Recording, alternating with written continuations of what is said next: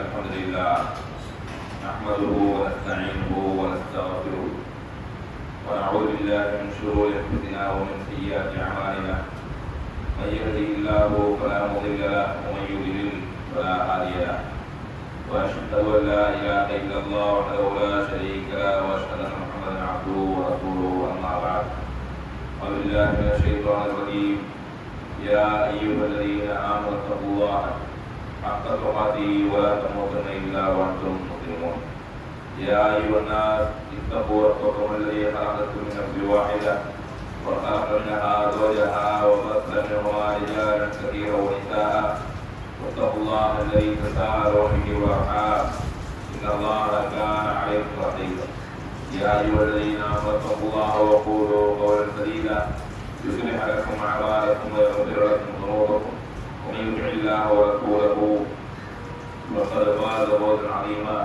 صدق الله العظيم قال النبي صلى الله عليه وسلم ان اصدق الحديث كتاب الله واحسن الهدي محمد وشر الامور محدثاتها وكل محدثه بدعه وكل بدعه ضلاله وكل ضلاله في النار. கணியத்திற்குரிய இல்லாமல் அல்லாஹ் ஜல்லஷானஹு தஆலா விண்ணடியார்களே, அல்லாஹ்வுடைய மாபெரும் கிருபையினால் உனது கடமைகளில் ஒன்றான இந்த ஜும்ஆ தொழுகையை நிறைவேற்றுவதற்காக வல்ல ரஹ்மான் நம்மை இங்கு ஒன்று செய்திருக்கின்றார். இந்த அருமையான சந்தர்ப்பத்திலே நமக்கு இந்த வாய்ப்பளித்த ஏகோவனை போற்றி புகழ்ந்தவனாகவும் நமக்கு இந்த மார்க்கத்தை இதனால் வரை கடாசி தந்த இமாம்கள், தாபியீன்கள், தபா தாபியீன்கள், சஹாபாக்கள், நபிகள் நாயகம் ஸல்லல்லாஹு அலைஹி வஸல்லம் அவர்கள் அன்னார் குடும்பத்தார்கள், இந்த மஜ்லிஸில் அமர்ந்திருக்கக்கூடிய நம் அனைவரின் மீதும் அல்லாஹ்வுடைய வற்றாத பெருங்கருணை என்றென்றும் என்று நிலவட்டமாக என்று பிரார்த்தித்தவனாக இந்த ஜும்ஆவை ஆரம்பம் செய்கின்றோம். ஒவ்வொரு ஜும்ஆவிலும் ஒவ்வொரு தலைப்பின் கீழாக சில மார்க்க செய்திகளை கேட்டு அதன் பிரகாரம் நமது வாழ்க்கையில் அதை நடைமுறைப்படுத்தி நம்மால் முடிந்த அளவு நம்மை திருத்திக் கொண்டு நம்மை நாமே சரி செய்து கொண்டு இறைவனுடைய நெருக்கத்தை பெறுவதற்காக இந்த ஜும்ஆவுடைய உரைகள் அமைந்திருக்கிறது என்பதில் எவ்வித சந்தேகமும் இல்லை. எனவே அதன் அடிப்படையில் இன்றைய ஜுமாவுடைய தலைப்பாக நாம் எதை எடுத்திருக்கிறோம் என்று சொன்னால், நோன்பும் மனோ இச்சையும் என்கிற தலைப்பின் கீழாக சில முக்கியமான விஷயங்களை பற்றி நாம் பார்க்க இருக்கின்றோம். அல்லாஹ் ரப்பல் ஆலமீன் இந்த நோன்பை எதற்காக கடமையாக்கி இருக்கிறான் என்று நம் அனைவருக்கும் தெரியும். யா அய்யுஹல்லதீன ஆமனூ குதிப அலைக்குமுஸ் ஸியாம் கமா குதிப அலல்லதீன மின் கப்லிக்கும் லஅல்லக்கும் தத்தகூன். இறை நம்பிக்கையாளர்களே, உங்களுக்கு முன் சென்ற சமுதாயத்தினர் மீது எப்படி இந்த நோன்பு கடமையாக ஆக்கப்பட்டதோ அதே போன்று உங்களுக்கும் இந்த நோன்பை கடமையாக ஆக்கியிருக்கின்றேன். இதற்காக வேண்டி லஅல்லக்கும் தத்தகூன், நீங்கள் இறையச்சம் உடையவர்களாக மாற வேண்டும் என்பதற்காக வேண்டி. நோன்புடைய அடிப்படை என்னவென்று சொன்னால், இறையச்சமுடைய ஒரு மனிதராக நாம் மாற வேண்டும். இறையச்சமுடைய மனிதர்களாக நாம் மாறிவிட்டால் நமக்கு என்ன கிடைக்கும் என்று சொன்னால், இந்த உலகத்திலும் ஒரு சிறந்த வாழ்க்கையையும் மறு உலகத்திலும் ஒரு சிறந்த வாழ்க்கையையும் நமது காரியங்கள் இலகுவாக முடிக்கப்படுவதையும் அல்லாஹ் வாக்குறுதியாக திருக்குர்ஆனில் பல இடங்களில் சொல்லி காட்டியிருக்கிறார். யார் அல்லாஹ்வை அஞ்சுகின்றாரோ மின் அம்ரிஹி யுஸ்ரா, அவரது காரியங்களை நாம் இலகுவாக்கி விடுவோம். சில பேருக்கு பார்த்தீங்கன்னா நம்ம லேசான அவருக்கு இடையூறு தரக்கூடிய ஒரு சின்ன லேசான ஒரு காரியமாக இருக்கும்.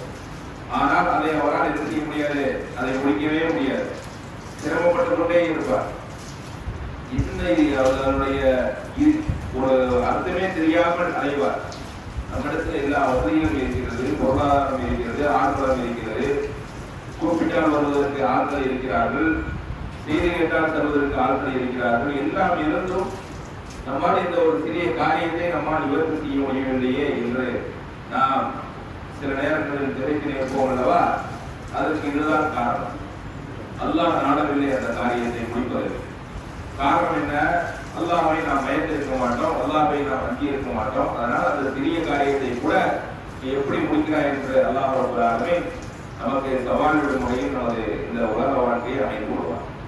அதுக்குத்தான் அல்லாஹ் சொல்லி காட்டுகின்றான், மின் அம்ரிஹி யுஸ்ரா, உங்களது காரியங்களை நான் இலவாக முடித்து விடுவேன். எவ்வளவு பெரிய சிரமமான காரியமாக இருந்தால் என்ன செய்வேன், அதை நான் இலவாக நான் முடித்து விடுவேன் என்று அல்லாஹ் வாக்குறுதி அளிக்கின்றார். அடுத்தபடியாக என்ன, இந்த உலகத்தில் மனிதர்களாக இருக்கக்கூடிய நாம் பொதுவாக எதை சொன்னால், இந்த உலகத்தில் இன்பமான அனைத்து விதமான வளங்களும் நமக்கு கிடைக்க வேண்டும் என்றுதானே நாம் இந்த உலகத்தில் பாடுபடுகின்றோம், வேலைக்கு செல்கின்றோம், வியாபாரம் செய்கின்றோம், எவ்வளோ விஷயங்கள் நம்ம பார்க்கிறோம். அதற்கு அடிப்படையான காரணம் என்ன என்று சொன்னால், இந்த உலகத்தில் உள்ள பொருளாதாரங்கள், இந்த உலகத்தில் உள்ள லாபங்கள் இதுதானே. அதையும் தான் அல்லாஹ் வாக்குறுதியாக அளிக்கின்றான். யார் அல்லாஹ்வை அஞ்சுகின்றாரோ இஜஅல்லஹு மக்ரஜா, அவருக்கு நாம் வெளிப்படுத்துவோம் அவர் நினைத்து பார்க்காத பகுதியிலிருந்து, அவருக்கு நினைத்து பார்க்காத எண்ணங்களிலிருந்து நாம் அவருக்கு உணவுகளை, ரிசுக்குகளை, வாழ்வாதாரத்தை நாம் அவருக்கு வழங்குவோம் என்று அல்லாஹ் ரப்பல் ஆலமீன் சொல்லி காட்டுகின்றார். உமைய தவக்கல் அலல்லாஹ், யார் அல்லாஹ்வின் மீது நம்பிக்கை வைக்கின்றாரோ வஹுவ ஹஸ்புஹு, அவருக்கு அல்லாஹ்வே போதுமானவன் என்றும் அல்லாஹ் ரப்பல் ஆலமீன் திருக்குர்ஆனில் வாக்குறுதி நமக்கு சொல்லி காட்டுகின்றார். அதிலிருந்து நாம் என்ன விளங்கிக் கொள்ள வேண்டும் என்று சொன்னால், இறையச்சம் தான் இந்த நோன்புடைய அத்திவாரம் என்பதை நாம் விளங்கிக் கொள்ள வேண்டும். மாறாக இந்த அறியாத முஸ்லிம்கள் அல்லது ஒரு உலக வழக்கப்படி சொல்லக்கூடிய அளவில் உடல் நலத்திற்காக நோன்பு வைக்கின்றோம், பசியை வருவதற்காக நோன்பு வைக்கின்றோம், இது போன்ற காரணங்கள் தான் இதில் சொல்லப்படவில்லை. மாறாக முழுக்க முழுக்க எதற்காக வேண்டிதான் சொல்லப்பட்டிருக்கின்றது, இறையச்சத்தை வளர்த்துக் கொள்வதற்காக வேண்டி. சரி, இப்பொழுது வருவோம். இந்த இறையச்சத்திற்கு எதிரி யார், இறைவனை அஞ்ச விடாமல் தடுப்பது யார் என்று சொன்னால் ஷைத்தான். ஷைத்தான் நம்மை எப்படி வீழ்த்துகிறான் என்று சொன்னால், எந்த ஆயுதத்தை வைத்து நம்மை அவன் போர்க்களிக்கிறான் என்று சொன்னால் மனோ இச்சை. நம்மிடம் இருக்கக்கூடிய மனோ இச்சையை அவன் தோன்றித்தான் அவன் தனது காரியங்களை சாதித்துக் கொள்கின்றான். நம்மை ஒரு தோல்வியுற்ற மனிதராக நம்மை மாற்றிவிட்டு அவன் சென்று கொள்கின்றான். கடைசியிலே அல்லாஹ் நாளை வறுமை நாளில் ஷைத்தானை பற்றி நாம் அல்லாஹ்விடத்தில் முறையிட்டாலும் ஷைத்தான் என்ன சொல்லுவான், நான் அவனை செய்யுமாறுதான் சொன்னேன், நான் அவனை தூண்டத்தான் செய்தேன், தூண்டிவிட்டு நான் நடந்து விட்டேன், செய்வதெல்லாம் அவன்தான் அல்ல, எனக்கும் அவனுக்கு சம்மந்தம் இல்லை அப்படின்னு ஷைத்தான் தனது பொறுப்பை அவன் அந்த இடத்தில் ஏற்றுக்கொள்வதாக இல்லை. மாறாக பொறுப்பை செஞ்சது இவன் தான் அப்படிங்கிற மாதிரி நம்மையே என்ன செய்வோம், அப்படியே கூட்டிட்டு போயிடும். அப்ப இந்த மனோவீழ்ச்சியை நாம் எப்படி கையாள வேண்டும் என்று சொன்னால், இந்த மனோவீழ்ச்சியை கையாள்வதற்கு முன்பாக இந்த மனோவீழ்ச்சி என்றால் என்ன என்று நாம் தெரிந்து கொள்ள வேண்டும். மனோவீழ்ச்சி என்றால் என்ன? நமது வாழ்வில் நடக்கக்கூடிய ஒரு சில நமது ரெகுலராக நடக்கக்கூடிய ஒரு சில சிறிய உதாரணங்களை நாம் பார்த்தோம் என்று சொன்னால் அதுதான் மனோவீழ்ச்சி என்று நாம் விளங்கிக் கொள்ள முடியும். உதாரணத்திற்கு, ஒரு மனிதனுக்கு தொழுகை கடமையாக ஆக்கப்பட்டிருக்கின்றது. அந்த தொழுகை கடமையாக்கப்பட்ட மனிதன் அந்த தொழுகையை நிறைவேற்றி விட்டான் என்று சொன்னால் அவன் அல்லாஹ்விற்கு கட்டுப்பட்டு விட்டான் என்ற அர்த்தம். அதே அந்த மனிதன் தொழுகையை விட்டுவிட்டான், தொழுகவே இல்லை என்று சொன்னால் அவன் தனது மனோவீழ்ச்சியை பின்பற்றுகிறான் என்ற அர்த்தம். ஏன் இதை தொழுகையோடு ஒப்பிட்டு சொல்கிறோம் என்று சொன்னால், மனோவீழ்ச்சியை ஒரு மனிதன் பின்பற்றுகிறானா இல்லையா என்று பார்ப்பதற்குள்ளான அளவுகோல் எங்குதான் இருக்கிறது. முதலாவதாக இந்த தொழுகையில் தான் இருக்கு. இந்த ரமதானாச்சு வருடத்திற்கு ஒரு முறை தான் வரும், வருடத்திற்கு ஒரு மாசம் தான் வரும். மீதி இருக்கக்கூடிய அமல்கள் எல்லாம் பார்த்தீங்க அப்படின்னா உபரியான நோன்புகள் எல்லாம் பார்த்தீங்க அப்படின்னா நம்ம விரும்பினால் வைக்கலாம், விரும்பினால் விட்டுவிடலாம். அதற்கு நன்மைகள் நமக்கு சொல்லப்பட்டிருக்கிறது. ஆனால் தொழுகை எப்படி என்று சொன்னால், தொழுகைதான் ஒரு மனிதனை மனவீழ்ச்சியை பின்பற்றாமல் அவன் இறைவனுக்கு கட்டுப்பட்டவனாக வாழ வைப்பதற்கு ஒரு அஸ்திவாரமாக இருக்கின்றது. எப்படி அல்லாஹ் ரப்பல் ஆலமீன் திருக்குர்ஆனில் சொல்லி காட்டுகின்றான். ஒரு இடத்திலே ஒரு சமுதாயத்தினர் வந்தனர், இவர்களுக்கு பின்னால் ஒரு சமுதாயத்தினர் வந்தனர். அவர்கள் தொழுகையை பால்படுத்தினார்கள், அவர்கள் தொழுகையை வீணடித்தார்கள். அடுத்து என்ன செஞ்சாங்க? மனோவீழ்ச்சிகளை பின்பற்றினார்கள். அதுக்கப்புறம் அவர்களுக்கு முடிவு என்ன? ஐயா விரைவில் அவர்கள் அழிந்து விட்டார்கள் என்று அல்லாஹ் ரப்பல் ஆலமீன் திருக்குர்ஆனில் சொல்கிறார். அப்போ மனோவீழ்ச்சியை ஒரு மனிதன் பின்பற்றினார் என்றால் அல்லாஹ் நாடே என்ன செய்வான்? அவனை இந்த உலகத்திலே கூட என்ன செய்வான்? அழித்து விட்டுருவோம். நீங்க சமீபத்துல சில விஷயங்கள் நம்ம பார்த்திருக்கோம். இந்த மொசாத் என்று சொல்லக்கூடிய ஒரு உளவு அமைப்பு யூதர்கள், இஸ்ரேலை சார்ந்த இந்த யூதர்கள் வச்சிருக்காங்க. இவங்க என்ன செய்வாங்க அப்படின்னா, இந்த உலகத்தில் உள்ள பெரும்பெரும் தலைவர்கள், பெரும் நாட்டுடைய அதிபர்கள், இவர்களை எல்லாம் தங்களது கட்டுப்பாட்டில் கொண்டு வர வேண்டும் என்பதற்காக வேண்டி ஒரு நபரை நியமிக்கிறார். அந்த நபருடைய பெயரை குறிப்பிட வேண்டிய அவசியம் இல்லை. அவன் என்ன செய்கின்றான்? ஒவ்வொருவரும் எப்படி எதுல பலவீனமா இருக்கிறான், அவன் ஒரு மனித செய்தார் மாதிரி வச்சிருக்கேன். என்ன செய்யறது? ஒருத்தர் போய் பேசுறது. ஒருவன் பொருளாதாரத்தில் பலவீனமாக இருக்கின்றானா அவனுக்கு பொருளாதாரத்தை கொடுத்து அவனை தன்வசம் இருப்பது. ஒருவன் பெண்கள் விஷயத்தில் பலவீனமாக இருக்கின்றானா அவனுக்கு பெண்களை வைத்து அவனை தவறான வழியின் பக்கம் அவனை இழுத்து செல்வது. ஒருவன் இந்த உலகத்தில் சூதாட்டத்திற்கு அடிமையாக இருக்கின்றானா அவனுக்கு சூதாட்டத்தை வைத்து அவனை தன்வசம் இருப்பது. ஒருவன் ஆட்சி அதிகாரத்திற்கு பதவிகளுக்கு அடிமையாக இருக்கின்றானா அவனுக்கு அதை குறித்து என்ன செய்வது? தனது காரியங்களை நிவர்த்தி செய்து கொள்வது.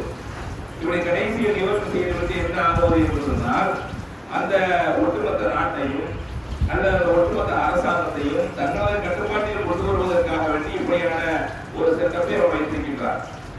அதற்கு ஒரு உணவு அமைப்பு என்றும் வைத்திருக்கின்றார். கடைசியில் அதுவெல்லாம் உலகத்தில் இன்று வெட்ட வெளிச்சமாக ஆகிவிட்டது. இந்த உலகத்தில் பெரும்பெரும் தலைவர்கள், பெரும்பெரும் நாட்டுடைய அதிபர்கள் என்று யாரையெல்லாம் நாம் சொல்லுகின்றோமோ அவர்களெல்லாம் இந்த உலகத்தில் எந்த மனிதனும் செய்ய முடியாத இப்படியெல்லாம் ஒரு மனிதன் இருப்பானா என்று நினைக்கக்கூடிய அளவிற்கு மிகவும் கேவலமாக அவர்கள் நடந்து கொண்டிருக்கின்றார்கள். காரணம் என்ன என்று சொன்னால் மனோவீழ்ச்சி தான். அல்லாஹ் அவனுக்கு சில விஷயங்களை அழகான வார்த்தையை கொடுத்திருப்பான். அவன் வாழ்வதற்குள்ளான சில ஒரு அளவுனால ஒரு பொருளாதாரத்தை வழங்கி இருப்பான். அவனுக்கு ஒரு மனைவியை வழங்கி இருப்பான், மக்களை வழங்கி இருப்பான், ஆட்சியை வழங்கி இருப்பான், பதவிகளை வழங்கி இருப்பான். இப்படி வழங்கியிருந்தாலும் கூட அவன் அதை வைத்து போதுமாக்கி போதும் என்ற மனம் இல்லாததன் காரணமாக இன்னும் வேண்டும் இன்னும் வேண்டும் இன்னும் வேண்டும் என்று தெரிவதன் காரணமாக கடைசியில் அவன் எதை நோக்கி விடுகிறார் என்று சொன்னால் இந்த உலகத்தில் நாம் விரும்பியதெல்லாம் கிடைத்தால் எப்படி இருக்கும் என்கிற ஒரு நிலைக்கு வந்து விடுகின்றான். நாம் விரும்பியதெல்லாம் கிடைக்க வேண்டும் என்று அவன் ஆசை விடுகின்றான். அதற்காக வேண்டி இறைவன் எதையெல்லாம் நமக்கு கட்டுப்பாடாக ஆக்கி வைத்திருக்கின்றானோ அதைகளையெல்லாம் நகர்த்து எழுதி வைக்கின்றான். அதற்கு தான் பாருங்கள், இந்த நோன்பை அல்லாஹ் ரப்பல் நமக்கு இப்படியெல்லாம் மனோயுக்தி என்றால் என்ன என்று பாடம் நடத்துவதற்காக வேண்டித்தான் இந்த நோன்பை நமக்கு கடமை ஆக்கியிருக்கிறார். இந்த நோன்பிலே என்ன நமக்கு தடை இருக்கின்றது? உணவு சாப்பிடக்கூடாது. காலை சகர நேரத்திலிருந்து உண்ணவோ பருகவோ கூடாது. எதையும் குடிக்கக்கூடாது, எதையும் சாப்பிடக்கூடாது. திருமணமானவர்களாக இருந்தால் அவர்கள் இருவரும் ஆணோ பெண்ணோ தங்களது துணைகளோடு சேரக்கூடாது. இந்த மூணு தான் கடமை. இந்த மூன்றில் ஏதேனும் ஒன்றை அவர் செய்துவிட்டால் அவருடைய நோன்பு முறிந்துவிடும். ஆனால் நோன்பு சில நேரங்களிலே இது அல்லாத இன்னும் சில கட்டளைகளும் இருக்கின்றது. என்ன? சண்டை பிடிக்கக்கூடாது, தீய வார்த்தைகள் பேசக்கூடாது, பொதுவாக எப்பொழுதும் இருக்கக்கூடிய விஷயங்களும் இருக்கின்றது. ஆனால் இந்த நோன்பு காலத்திலே நமக்கு திருப்பி அளிப்பதற்கு வாய்ப்பு இருந்தாலும் கூட ஒருவர் நம்மிடத்திலே சண்டைக்கு வந்தால் நான் நோன்பு அளிப்பார் அப்படின்னு நாம் நினைச்சிடணும், ஒதுங்கி சென்று விட வேண்டும் என்று நபிகள் நாயகம் ஸல்லல்லாஹு அலைஹி வஸல்லம் அவர்களுக்கு வழிகாட்டி இருக்கிறார்கள். அப்ப இந்த மூன்று கடமைகள் ஒரு மனிதனுக்கு அடிப்படையில் என்ன? ஒரு மனிதனுக்கு தன்னிடத்தில் இருக்கக்கூடிய பேங்க் பேலன்ஸ் அவருடைய வயிறை நிரப்ப போவது கிடையாது. அது ஒரு பக்கம் இருக்கும், அது ஒரு அசட். ஒரு மனிதனுக்கு நிறைய சொத்துக்கள் இருக்கும், அது ஒரு அசட். அதை வைத்து அவன் என்ன செய்யக்கூடாதுல்ல, கொஞ்சம் கொஞ்சமாக சாப்பிடலாமே தவிர அதை தனது தேவைக்கு தனது ஆசைக்கு உடனடியாக பயன்படுத்திவிட முடியாது. ஆனால் கரண்டாக ஒரு மனிதன் வாழ்வதற்கு அடிப்படை என்ன என்று சொன்னால் உணவு தான். ஒரு மனிதன் வாழ்வதற்கு ரொம்ப அடிப்படையானது இந்த உணவு, இந்த நீர் தான். இந்த இரண்டே அல்லாஹ் ரப்பல் ஆலமீன் நமக்கு சிறிது நேரத்திற்கு தள்ளி வைக்க சொல்கின்றான். கொஞ்ச நேரத்துக்கு தள்ளி வை பார்ப்போம், நீ எனக்காக வேண்டி இதை தள்ளி வைக்கிறியான்னு பார்ப்போம். இது அல்லாஹ் ரப்பல் ஆலமீன் கடமையாக்கி இருக்கிறார். அல்ஹம்துலில்லாஹ், அல்லாஹ்வுடைய மாபெரும் கிருபையினால் முஸ்லிம்களாக இருக்கக்கூடிய அனைத்து மக்களும் இந்த நோன்பு வைக்கிறார்கள். இந்த நோன்பு வைத்துக் கொண்டு தங்களால் இன்ன பிற பாவங்கள் அவங்க வாயிலிருந்து வரக்கூடிய சில வார்த்தைகள், தீய வார்த்தைகள், இந்த மாதிரியான ஒரு சில கோபத்தில் ஏதாச்சும் ஒரு பேசுறாங்க சொல்றாங்க தவிர, ஆனால் கோடி ரூபாய் கொடுத்தவரை என்ன செய்ய மாட்டாங்க, இந்த நோம்பை முடிக்க மாட்டாங்க. இந்த தண்ணியை கொடுத்து என்ன செய்யுங்க, இந்த நோம்பை முடிச்சிருக்க அப்படின்னு சொன்னா செய்ய மாட்டாங்க. ஏன்னா இப்படியான ஒரு கட்டுப்பாடு ஏன் நமக்கு இப்பொழுது மட்டும் ஏற்படுகின்றது என்று சொன்னால், அல்லாஹ் நமக்கு கடமையாக்கி இருக்கின்றான் நோன்பு. அல்லாஹ் தான் நமக்கு கடமையாக்கி இருக்கின்றான். அவனோட சொல்பத்தை கேட்கணுமா இல்லையா அப்படிங்கிற ஒரு மனநிலைக்கு நம்ம வரமா இல்லையா? இந்த மனநிலையில் தான் நீங்கள் வருடம் 365 நாட்களும் இருக்க வேண்டும் என்று அல்லாஹ் விரும்புகின்றான். இப்படி இருக்கிறவன இந்த மனநிலையில் தான் அல்லாஹ்விற்காக வேண்டி உங்களது உணவு, குடிபானம், உங்களது துணை, இதை மூன்றையும் நீங்க என்ன செய்யறீங்க, விலைக்கு வைக்கிறீர்கள் என்று சொன்னால் அவ்வளவுதான் அவ்வளவுதான். ஒரு மனிதன் தவறு செய்வது இதுலதான் அதிகமா தவறு செய்வான். பொருளாதாரத்தினுடைய ஆசை என்ன, எதற்காக வேண்டி நல்ல உணவு சாப்பிடணும், நீண்ட நாட்களாக பஞ்சம் இல்லாமல் இருக்கணும், வறுமை இல்லாமல் இருக்கணும், அதுதான் வந்து செய்யலாம். பொருளாதாரத்தின் மேல அதிக அளவுடந்த அன்பு வைத்திருக்கின்றார், அளவுடந்த பாசம் வைத்திருக்கின்றார். துணைகள் மீது எதற்காக வேண்டி, அதுவும் அது அதுதான் அந்த உலகத்துல ஹாப்பியாக இருக்கணும், சந்தோஷமாக இருக்கணும் அப்படின்னா துணைகள் அதிகமாக இருக்கணும், துணைகள் நல்ல துணை இருக்கணும், இப்படிங்கிற மாதிரியான இது வச்சிருக்கிறார். நமக்கு சில நேரத்தில் என்ன செஞ்சோம், இப்படி நமக்கு என்னதான் டெய்லி ஒரு நமக்கு எவ்வளவுதான் அல்லாஹ் ரப்பல் ஆலமீன் வாரி வழங்கினாலும் ஒரே மாதிரியான பொருள் என்ன செஞ்சோம், சில நேரங்களில் மூலத்தில் வச்சு அப்படி என்ன செய்வான், மனோயிச்சையை பின்பற்றி அவன் வேறு வேறு விஷயங்களுக்கு செல்வதற்கு வாய்ப்புகள் இருக்கு. இதை விட பெஸ்டா அவனை பார்த்தா அவன் நம்ம வீட்டில் என்ன செய்யும், சாதாரணமாக சாப்பாடு எடுத்து கொண்டிருப்பார்கள். அதுவே நம்ம செஞ்சோம் போர் அடிச்சு போயிடும். இன்னொரு வீட்டில் வந்து நல்ல உணவுகளை நாம் சாப்பிடாத ஒரு உணவுகளை இருந்தா அப்படின்னா டக்குனு என்ன செஞ்சிருவான், இந்த மாதிரி ஒரு உணவு நல்லா இருக்குமே அப்படின்னு நம்ம வீட்டில் வந்து கண்டுபிடிக்கக்கூடிய ஒரு சூழ்நிலைக்கு நம்ம மாறிடுவோம், நிம்மதியே கெட்டு போயிடும். அப்ப அதற்காக வேண்டிதான் இதைகளெல்லாம் கட்டுப்படுத்தி நீங்கள் இருந்து பாருங்கள். கட்டுப்படுத்தி நீங்கள் எனக்காக இருந்த வாருங்கள், உங்களது மனோ இச்சைகளை பின்பற்றாதீர்கள், உங்கள் மன இச்சைகளை அல்லாஹ் ரப்பல் ஆலமீன் மன இச்சைகளை பின்பற்றாதீர்கள் என்று மட்டும் நமக்கு சொல்லாமல், இவருக்கு எப்படி சொன்னா விளங்காது, மனோ இச்சைனா என்ன அப்படிங்கிறத அவனுக்கு ஒரு பாடம் இருக்கும் அப்படிங்கிறதுக்காக தான் இந்த நோன்பே நமக்கு கவலையாக்கி இருக்கிறார். இப்பொழுது நமக்கு விளங்குகிறதா இல்லையா? மனோ இச்சைனா என்னன்னு விளங்குறதா இல்லையா? இப்ப நாம போய் பாருங்க, யாருமே இருக்க மாட்டோம் வீட்டுல சில நேரங்கள்ல. இப்ப நம்மளால் முடிந்தால் நோன்பு முடிக்க முடியுமா முடியாது? ஒரு ரூமுக்குள்ள போயோ அல்லது ஏற்பாடுல யாரும் பாக்குறாங்க தருவான போய் இருந்தீங்கன்னா ஒரு கரும்பு சாரை வாங்கி குடிக்கிறான், ஒரு லெசியை வாங்கி குடிக்கிறான், குடிச்சிட்டு நல்லா வாங்கி தொடச்சிட்டு நல்லா வாங்கி கழுவிட்டு அஸ்லாம் சொல்லி வீட்டுக்கு வரலாம், லெசி காரு கண்டுபிடிக்க போறாரு. ஆனா செய்வோமா? செய்ய மாட்டோம். வீட்லயே வந்து வாங்கிட்டு வந்து கொடுத்தாலும் இந்தப்பா காலையில நோம்பா இருக்கிற சின்ன பையனா இருக்கிற இதை புரிய அப்படின்னு சின்ன பிள்ளைங்க கூட செய்ய மாட்டோம். நாம நோம்பு நம்ம வீட்டு பிள்ளைங்க நோம்பு விட மாட்டாங்க. ஏன்? இவ்வளவு நேரம் இருந்துட்டோம், இன்னொரு 4 மணி நேரம் நோம்பு வச்சிடுறேன். அப்ப அதுதான் இந்த நோன்புடைய நோக்கம் என்ன என்று சொன்னால் இதுதான். எனவே இந்த மனோ இச்சையை நாம் வருடம் 365 நாட்களும் நாம் கட்டுப்படுத்தி நாம் அல்லாஹ்விற்கு முழுமையாக கட்டுப்பட்டு இறையத்துடன் வாழக்கூடிய ஒரு நல்ல மனிதர்களாக வாழ வேண்டும் என்பதற்காக தான் இந்த ரமதானை நம் மீது கடமையாக ஆக்கியிருக்கின்றான். எனவே இந்த ரமதானை அதற்குண்டான என்ன நோக்கத்திற்காக அப்படி இறைவன் நமக்கு கடமையாக ஆக்கியிருக்கின்றானோ அதனுடைய முழு பலன்களையும் அடைந்து வாழக்கூடிய எண்ணத்தாக வல்லரகமான அனைவரையும் ஆக்கியிருக்க வேண்டும் என்று கூறி இந்த முதல் உரையை நிறைவேற்றுகிறேன்.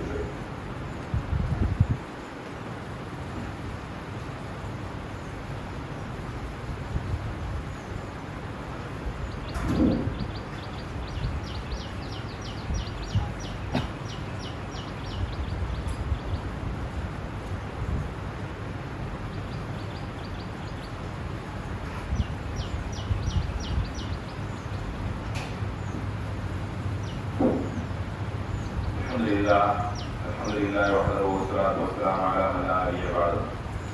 இணையத்திற்குரிய எல்லாம் வல்ல அல்லாஹ் ஜல்லஷானஹு வ தஆலாவின் நல்லடியார்களே, அல்லாஹ்வுடைய மாபெரும் கிருபையினால் தமிழ்நாடு தௌஹீத் ஜமாஅத் என்கிற ஒரு பேர் இயக்கம் நாம் நடத்தி வருகின்றோம். இந்த சமுதாய பேர் இயக்கத்துடைய அடிப்படையான நோக்கம் என்னவென்று சொன்னால் மார்க்கம் மற்றும் சமுதாய பணிதான். இந்த சமுதாயத்தில் அல்லாஹ் ரப்பல் ஆலமீன் மனிதர்களுக்கு சொல்லக்கூடிய ஒரு முக்கியமான கடமை என்னவென்று சொன்னால், சிறந்த சமுதாயம் யார் என்று சொன்னால், யார் ஒருவர் இந்த சமுதாயத்திற்கு நன்மையை செய்கின்றாரோ அவர்தான் சிறந்தவர். சமுதாயத்திற்கு எப்படி நாம் நன்மை செய்வது என்று சொன்னால், வழிகேட்டில் இருக்கக்கூடிய மக்களை நேரடியின் பக்கம் அழைப்பது, இதுதான் அவர்களுக்கு செய்யக்கூடிய நன்மை.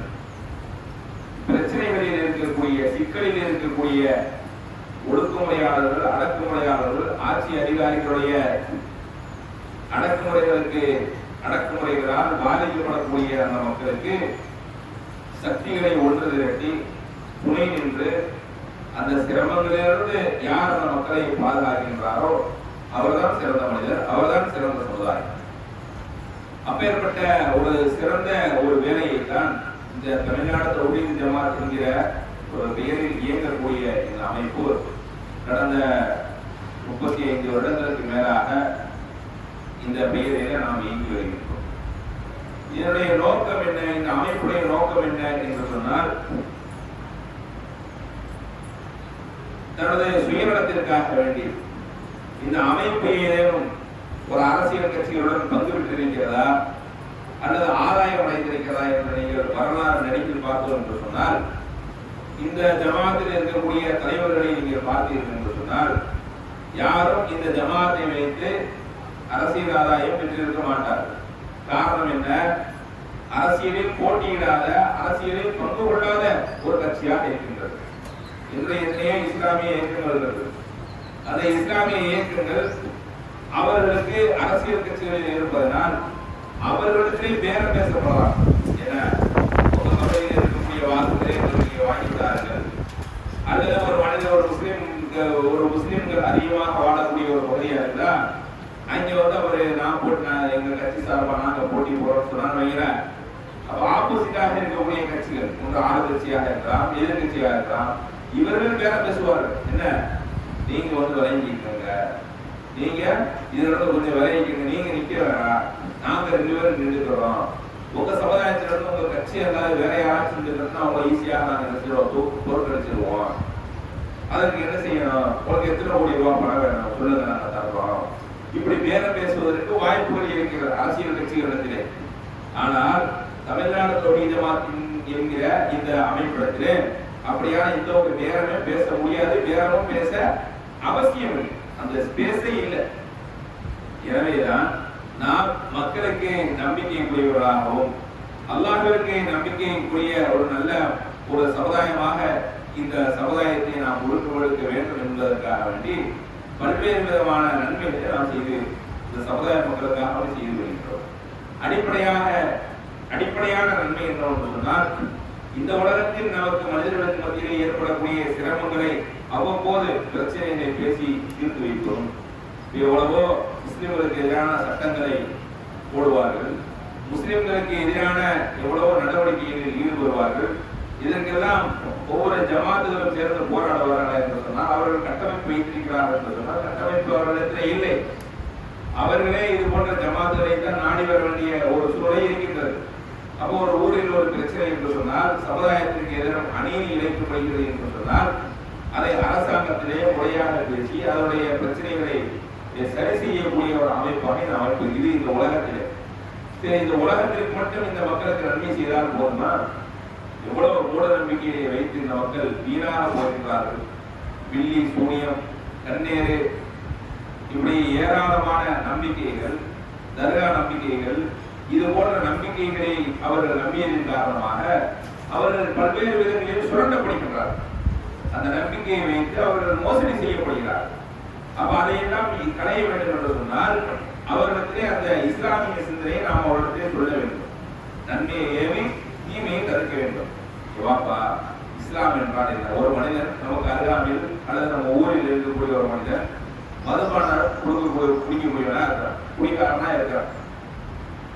ஒரு மோயினுக்கு இப்ப என்ன கடமை என்று சொன்னால், ஒரு இறை நம்பிக்கையாளருக்கு என்ன கடமை என்று சொன்னால், அவன் என்ன செய்ய வேண்டும்? அவனுக்கு